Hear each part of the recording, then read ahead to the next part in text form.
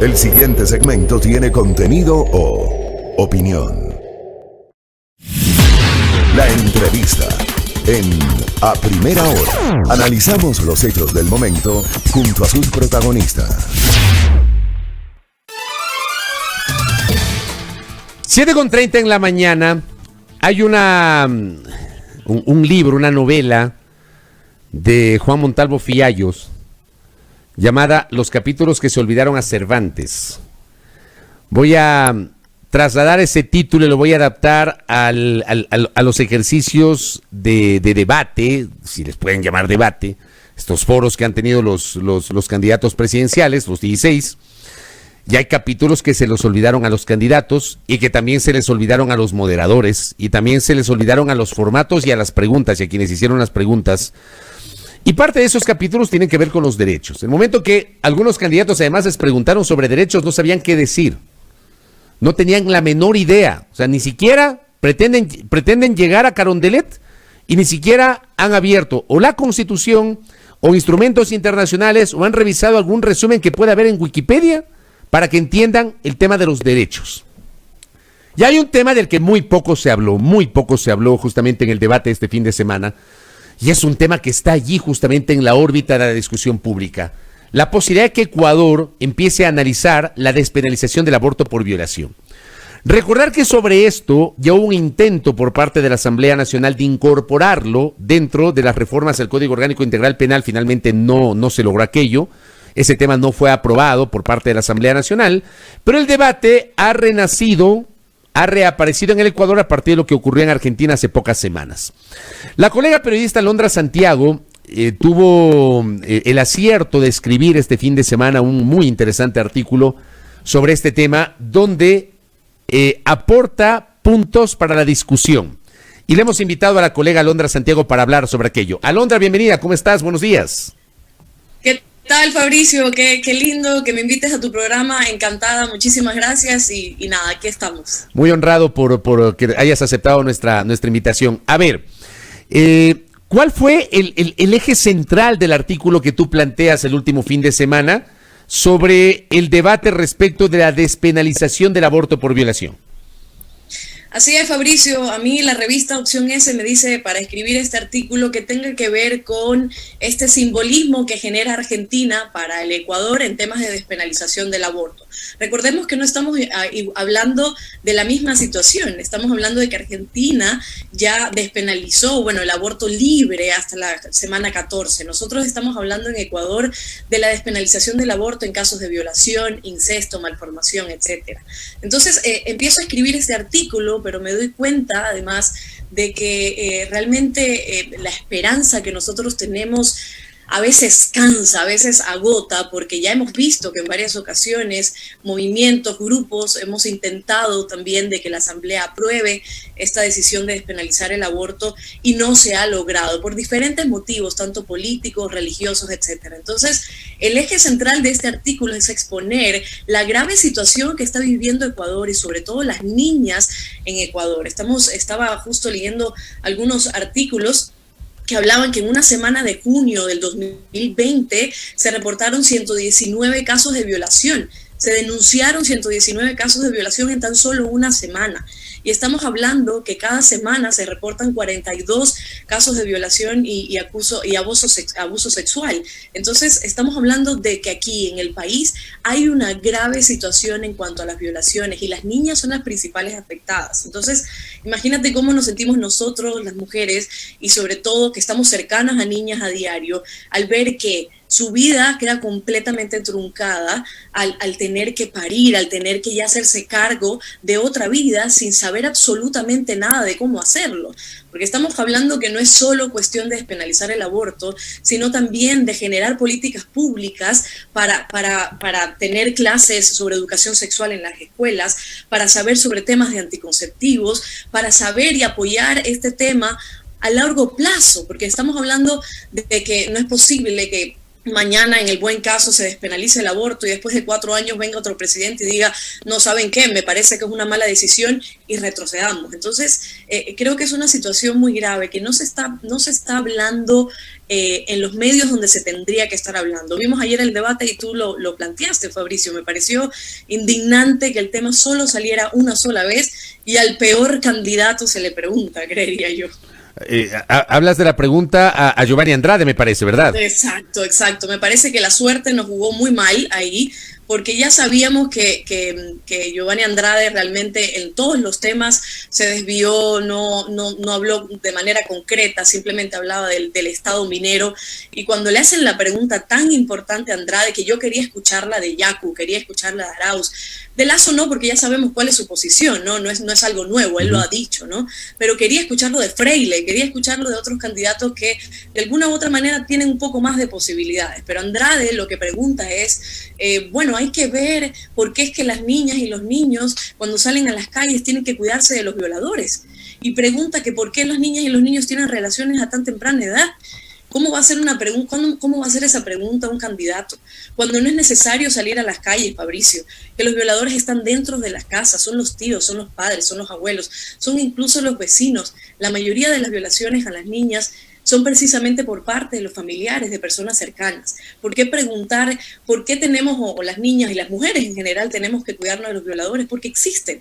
Entonces creo que este candidato desacertó absolutamente y se desaprovecha la pregunta, porque cuando llega el momento de la réplica por parte de la moderadora, le hace la misma pregunta para que él responda y se desaprovecha. Y estamos viendo que al final del debate es Jimena Peña, es también Herbas, quien introduce el tema. Quienes retoman sin que ellos hayan recibido directamente la pregunta, pero para no salirnos de Andrade, antes de hablar de Herbas y de Jimena Peña y también de los otros candidatos, además, el momento que le hace Ruth del Salto la repregunta, le dice, le voy a dar una nueva oportunidad para que usted responda sobre esto, me da la impresión que el hombre se inventa una cifra y lanza una cifra astronómica, $3,000 millones. Yo me quedé loco, ya, porque inmediatamente recordé que me parece que el año anterior, de un presupuesto de $5 millones para aplicar la ley para la erradicación de la violencia de género, redujeron a $900,000. De esto he hablado un montón de veces con gente como Sibel Martínez, que es la vicepresidenta del Consejo de Protección de Derechos de Quito, que tiene clarísima también la película sobre este tema. O sea, pero hablamos de 5 millones. El hombre dice $3,000 millones, que según estuve revisando ayer, es el equivalente al 3% del Producto Interno Bruto y además el equivalente a todo el presupuesto de la salud. O sea, el hombre se inventó la cifra. Se la inventó, y ¿sabes qué pasa? Que al inventarse y al saber que no tiene la menor idea de este tema, te das cuenta que la mayoría de los candidatos nunca ha valorado este tema. O sea, no es solo él, porque estamos hablando que en cada entrevista los otros candidatos se desvían, porque les resulta complicado hablar de este tema, porque estamos hablando de que Ecuador es el 80, un poquito más religioso, porque estamos hablando de que no se respeta el Estado laico, porque lo vimos en la Asamblea en el 2019, vimos que necesitábamos 70 votos y solo tuvimos 65, por presiones políticas, por presiones religiosas, y porque algunas candidatas que tanto discurso dijeron a favor de las niñas y de las violaciones de las niñas, en contra de todo este tema, no fueron. Entonces estamos hablando de que hay 16 candidatos y que apenas 1 o 2 menciona este tema de manera concreta. Andrade se lanza esta cifra astronómica, como dices tú, sin ningún respaldo. Y entonces algunos, y es lo que me impresiona, porque voy a citar a esta plataforma de Grupo Faro, que estaba leyendo y estaba comparando también las propuestas de los candidatos. Por ejemplo, César Montúfar, que también mencionó algo acerca de la violencia contra la mujer, dice que hay que fortalecer los programas de salud sexual, reproductiva y acceso a anticonceptivos. Entonces Almeida dice que va a eliminar toda forma de maltrato o exclusión, particularmente de abuso sexual. ¿Cómo lo va a hacer, Fabricio? ¿De qué manera lo va a hacer? ¿Cómo tú eliminas por completo, erradicas por completo las violaciones, los abusos sexuales? Cuando sabes que el presupuesto lo eliminan, cuando sabes que la policía no hace las acciones concretas, cuando una mujer llama por teléfono y dice, a ver, tengo aquí a mi conviviente y está abusando de mí, cuando sabes que todavía, al día de hoy, en este momento que estamos hablando, hay una niña que está siendo violada, que el día de mañana queda embarazada y que el Estado va a permitir que dé a luz precisamente porque no tiene absolutamente ninguna política pública y ninguna ley que permita que esa niña decida. Eso es lo que estamos nosotros valorando, es la decisión, que nos permitan decidir. Y a otra cosa que voy es que en estas plataformas también estamos viendo que los candidatos hablan del debate. ¿Debatir nuestros derechos, Fabricio? O sea, cuando llevamos años en donde nosotros estamos debatiendo también, donde ya se llevó a la asamblea, donde son los legisladores los que debatieron. No es legítimo, más allá de la asamblea, Alondra, no es legítimo que un nuevo momento político, porque está claro que después del 14 de mayo que se instale la asamblea y del 24 de mayo que se instale un nuevo gobierno, vamos a vivir un nuevo momento político, independientemente de quién gane las elecciones. Digo, no es legítimo que en ese nuevo momento político, después del 24 de mayo, instalemos en serio un debate, porque yo siento, sí, el tema ha sido debatido, pero creo que no ha sido debatido en serio y no ha sido debatido a profundidad. ¿No debería ser ese el momento para repensar ese debate o crees que ya no se debe debatir el tema, Alondra Santiago? A ver, yo creería que si vamos a hablar de un debate en donde ya en pocos días se decida que sí, o sea, se aprueba la despenalización del aborto, se aprueba esta decisión, bueno, podríamos hablar de que, bueno, ya es necesario otra vez ponerlo en el tema de la asamblea, Fabricio, pero debatir cómo. Estoy escuchando que algunos candidatos hablan incluso de consultas populares. ¿Cómo tú vas a poner este tema de derechos en una consulta popular? ¿Cómo lo vas a hacer de esa forma? Y lo digo porque tengo aquí los datos de Plan B, que también entrevistaron a algunos candidatos. Algunos, cerca de 3, dijeron que sí, que estaban a favor del aborto, y otros, por ejemplo, como Yacu y Lucio Gutiérrez, dicen que proponen la consulta popular en este tema. O sea, me parece una falta de respeto. Yacu Pérez ha dicho que propone una consulta popular para el tema de la despenalización del aborto. Aquí está, lo estoy citando de Plan B y también de la Fundación Ciudadanía y Desarrollo, que hicieron esta brújula electoral. Entonces tienen estos datos, este cuadrito que lo puedes ver también en Plan B, y tienes a los candidatos que dicen, por ejemplo, Gustavo Larrea, César Montúfar y Jimena Peña dice que sí, que están de acuerdo en casos de violación. Yacu y Lucio Gutiérrez dice que sí, en casos de violación, y propone consulta popular. Pedro Freile dice que bueno, que está de acuerdo. Lazo, Almeida y Celi dicen que no, y los demás como Sagnay, Romero, Carrasco, Arauz Andrade no han contestado a la pregunta o a las entrevistas. Pero estamos hablando de que hay 2 candidatos que proponen una consulta popular sobre nuestros derechos, sobre los derechos de las niñas violadas. Entonces ahí es donde yo digo, debate. ¿Cómo generar ese debate? Cuando ya lo que deberían hacer inmediatamente que se instale la asamblea es decir, ok, este es el primer tema que se tiene que tocar, porque a diario hay niñas que están siendo violadas, y a diario hay niñas que están dando a luz, y no debería ser, porque Fabricio, solamente estamos viendo este tema de dar a luz, y bueno, que niñas de 11, de 13 años estén dando a luz, pero estamos viendo que la vida de estas niñas, el tema de la educación, el tema mismo de la salud, ¿cómo corresponde eso después al país? ¿Cuánto gasto también tiene el país para hacerse cargo también de estas niñas y de sus hijos? Entonces es un problema que no solo queda en las ramas, sino que viene de raíz. Y ahí está la situación. Y ojo, en el artículo yo también expongo cómo el comité también de las Naciones Unidas para la eliminación de la discriminación contra la mujer instó a estos estados partes a que legalice el aborto, al menos en casos de violación, incesto o amenazas contra la vida. Entonces Ecuador está incumpliendo con esta propuesta, con esta sugerencia internacional desde hace mucho tiempo. Entonces estamos hablando de que hay un problema grave y que no se está haciendo caso.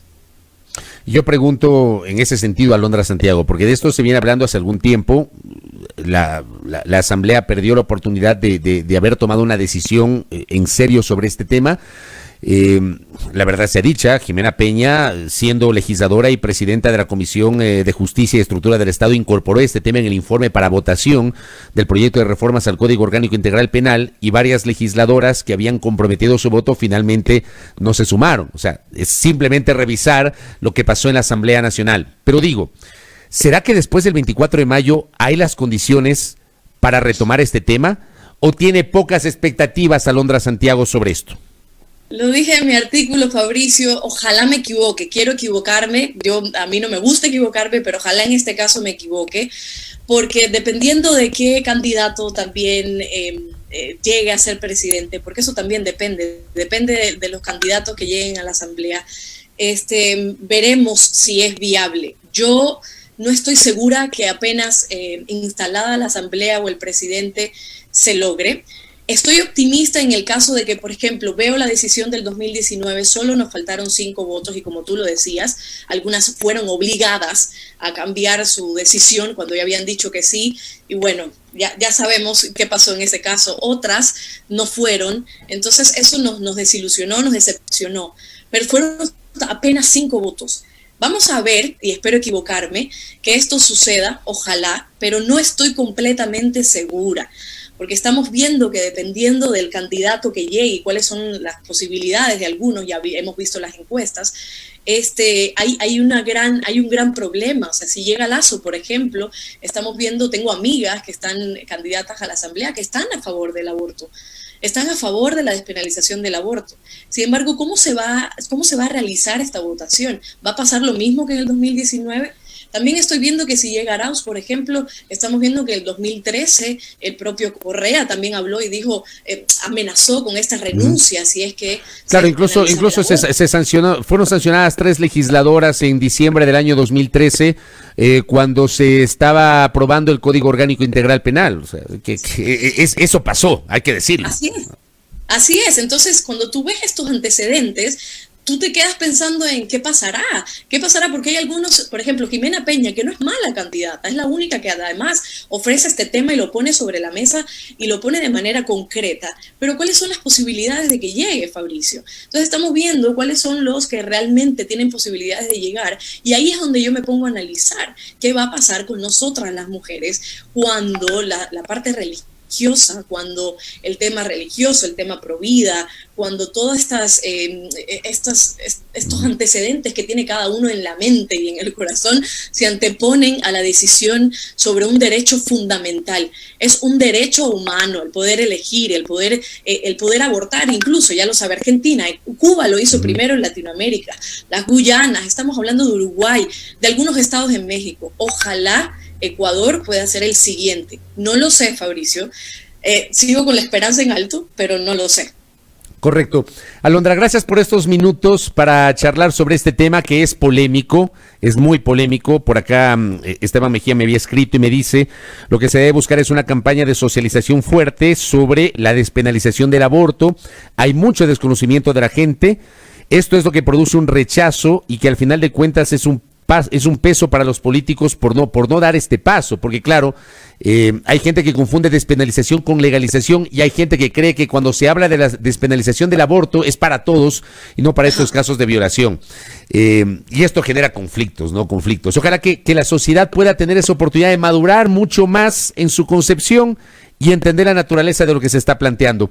Gracias por estos minutos, Alondra, que tengas un buen día. Gracias a ti, Fabricio, un beso. Gracias. Alondra Santiago, colega periodista, hablando sobre la despenalización del aborto por violación, tema que está ahí para el debate público, está siendo, digamos, muy comentado, pero creo que ese es el capítulo que se les ha olvidado a varios de los candidatos a la presidencia de la República. 7:47 en A Primera Hora.